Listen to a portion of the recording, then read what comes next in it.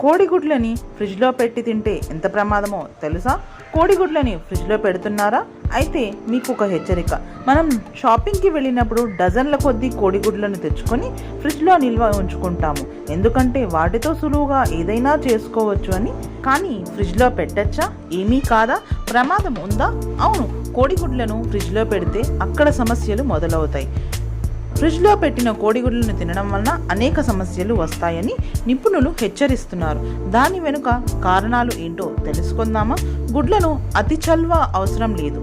బయట వాతావరణంలో ఉంచినా బాగానే ఉంటాయి. రూమ్ టెంపరేచర్లోనివి తినడమే మంచిది.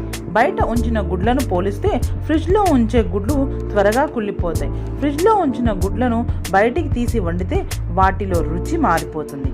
పెంకుపై ఉన్న బ్యాక్టీరియా పోలిస్తే బయట ఉన్న గుడ్ల కంట ఫ్రిడ్జ్లో ఉండే గుడ్ మీద ఎక్కువగా ఉంటుంది. అందువల్ల కోడిగుడ్లను ఫ్రిడ్జ్లో పెట్టడం కంటే బయట ఉంచడం మంచిది. మీకు ఈ వీడియో నచ్చిందా? నచ్చితే లైక్ చేయండి, షేర్ చేయండి. మన ఛానల్ని బెల్తో సబ్స్క్రైబ్ చేసుకోండి.